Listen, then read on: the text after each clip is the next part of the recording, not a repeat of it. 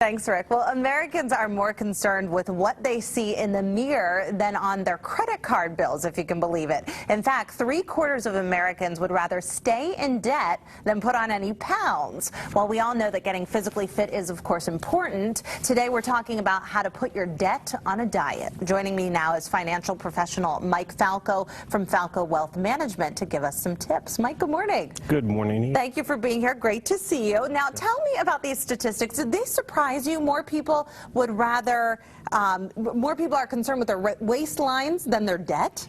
In a way it did, in a way it didn't. They did a survey, and they asked people, would you rather gain 25 pounds and be debt-free or just stay the same weight? And 72% of people said they'd rather stay the same weight and keep the debt. And the reason being, they asked them why. They said, well, nobody sees my debt, but they can see my waistline. Yeah. I mean, truth is, I mean, both are important, but I mean, my gosh, somebody made that offer to me to be debt-free. That people just pretty crazy when you think about it, right? It really is. And let's talk a little bit about debt. I know you were preparing me so well for today, and you told me the average American household has more than $15,000 in credit card debt, and that goes up, of course, when we add in car debt, mortgage debt, student loan payments, things like that. It can be overwhelming, of course, Mike. How do we deal with it all? Well, I mean, I work with a lot of retirees, and one thing I always tell them is make sure you go in. You want to go into retirement as debt-free as possible. So you want to work on that. One of the things to do is to realize how much that debt's costing you. So figure out your payments on credit cards that are at 19–20%. Figure out, take a few months and see how much your payments are, how much of that is interest, and then that's when it hits you. Yeah, and is it ever too late, Mike, to start paying down your debt? No, never too late, never too late. And what I suggest doing, you've got to formulate a plan. Best way is, I think, is to pay off the smaller ones first. Some people say pay off the ones with the highest interest. I think pay off the smaller ones. You feel like you're making some leeway. Yeah, let's dive in. I know that's one of your tips, and you have a couple different ways, 5 ways to put our debt on a diet. The first one is pay on time. Seems obvious, but hugely important. Yeah, I mean, pay on time, because paying on time can, first of all, it's not going to cost you any more in interest if you pay on time. If you don't pay on time, it's going to cost you more in interest and can affect your credit rating if you're too late. Okay. Secondly is prioritize your payments, and then you touched on this a little bit. I got a little ahead of myself. That's okay.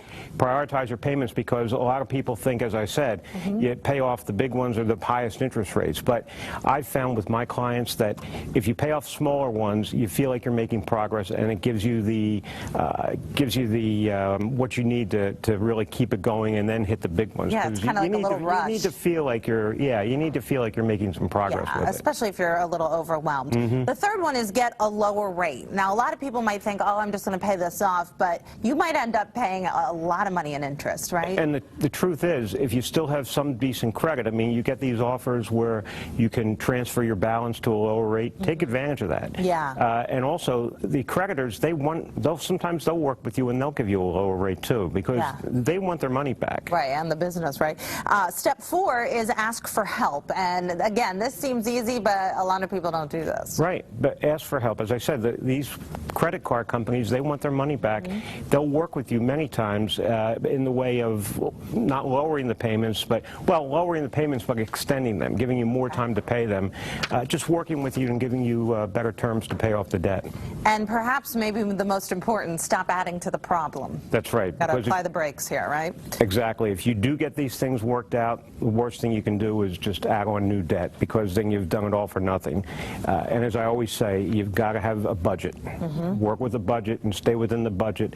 That's how you prevent these things from happening again. And I'm told it's not on there yet, but we're going to have a good budget worksheet on my website, falcowealth.com. Great. Should be up there later today. Okay, great. So check falcowealth.com for that, a nice, easy budget. And just to come full circle, people might not realize that our physical health and our fiscal health are actually connected, right? Well, you know, it's funny you bring that up, because they did another survey that people that go to the grocery store, say, and pay with plastic are apt to buy a lot more junk food than people that pay with cash. Yeah. And if you can control that, plastic is good, and paying with plastic is good. You need that because it's good for your credit rating.